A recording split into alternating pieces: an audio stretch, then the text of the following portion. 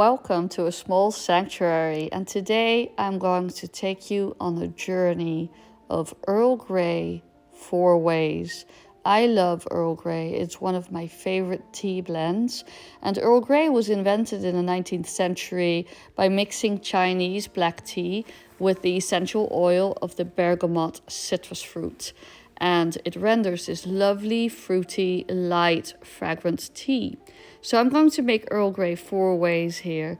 The first one is the London Fog. This is an Earl Grey combination that I'm relatively new to, and I really like it. It's a great alternative for hot chocolate or another kind of latte drink, and it is not overly sweet, which is lovely.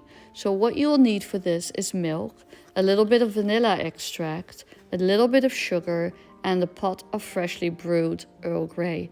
Light some candles and get into the mood with me. You will first pour the milk into your mugs. Don't fill them all the way up, and then microwave them. After they've been microwaved, or before, it doesn't really matter, you add a little splash of vanilla, not too much or it will be bitter.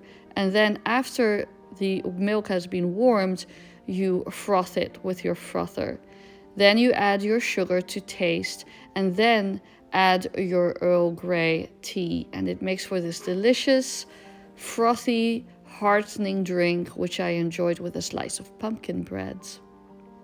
And as you can see here, it really hits the spot and is very subtle in its flavor and festive.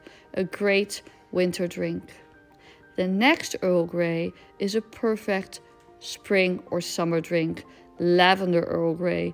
This really is as simple as it comes. Make sure you acquire a high quality lavender sample. I got this one from a local herb store. Add a little bit of lavender, about 1/6 of the amount of tea that you add, not too much or it will taste a little soapy, to your tea, and then brew as usual with your hot water. This will make for a lovely fragrant and light tea that gets a little bit of that lift, that floral lift, because of the lavender, and it is just really sweet and lovely, a lovely drink. The lavender itself also makes a great ingredient for baked goods like lavender shortbread, lavender cake, lavender syrup. So it's really worth investing in a good batch of lavender. And as you can see here, a little touch of spring during deep autumn. Light the candles, put out some flowers, and pretend you're in the Provence, sipping on a beautiful bright summer day with the blossoms blooming around you. So that was the other tea. The third tea is a Lapsang Souchong Smoky Earl Grey. What is Smoky Earl Grey, you wonder? Just like the lavender tea, it is very simple to put together, but the ratio is slightly different. You take Lapsang Souchong, which is a China black tea, smoked over pine needles and very intense and smoky, and you add about 1/4 of that to your total ratio of loose leaf tea. So I add 4 teaspoons of tea and then 1 teaspoon of Lapsang Souchong. It's very smoky. You can tweak the ratio and even do half and half, but try this first and see whether you like it, because Lapsang Souchong can be quite overpowering.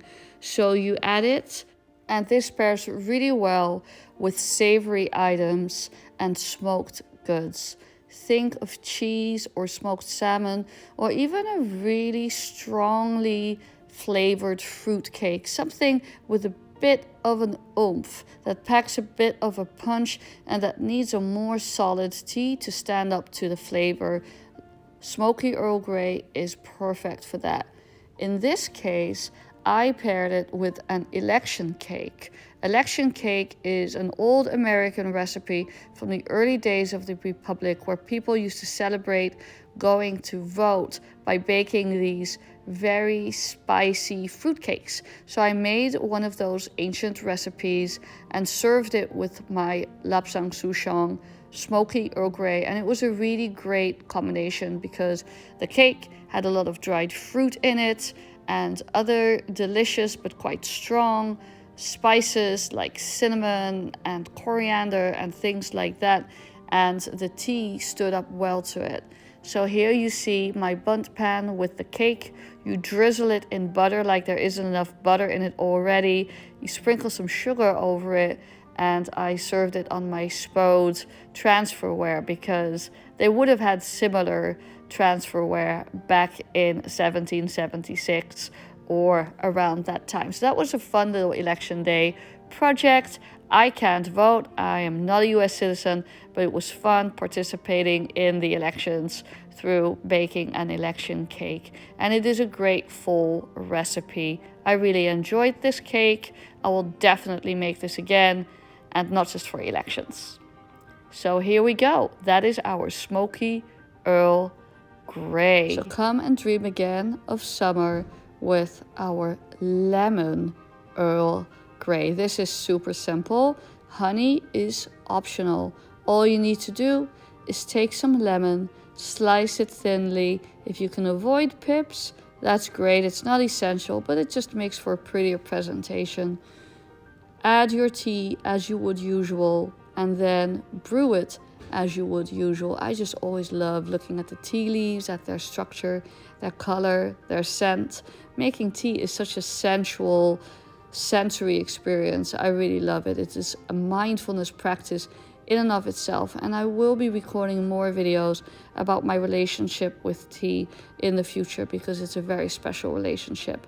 So here I am brewing my tea, and all I need to do is add the lemon slice once my tea is ready to go. My main tip is to not let the lemon slice overcook in the cup for too long, because then it will turn kind of a little too lemony, a little too bitter. You just want a hint of lemon, but you don't want lemon juice exactly. I am pairing this with my almond chocolate cookies, a kind of my own twist on classic from my home country. It is a flourless cookie, so great both for Passover and for people who are gluten-free. It is basically some almond flour, powdered sugar, and egg white and almond extract drizzled with chocolate on top. And I serve it here on my woodland Spode, a little nod towards Thanksgiving that's coming up in not long. And this makes for a very elegant and simple pairing.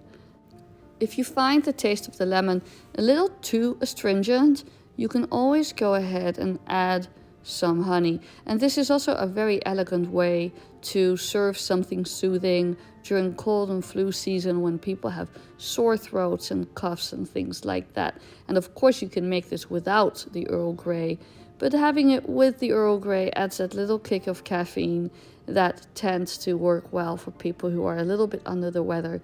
So this is very elegant and very pretty, and adding a little cheery yellow golden note to our dreary fall days. I recommend this as well. So I hope you enjoyed these 4 different ways to serve Earl Grey: our London Fog Latte, our Lavender Earl Grey, our Smoky Earl Grey, and our Lemon Earl Grey. And here I am drizzling in a little honey just for a sweet note and for a touch of hot and soothing comfort. Thank you so much for joining me today. If you like this content or you want more tea-related content, do let me know in the comments below. Hit that notification bell, subscribe to this channel, and I will take you along for the ride for more tea-inspired coziness in the period to come. Thank you so much, and l'chaim. Here I am taking a sip of that golden brew.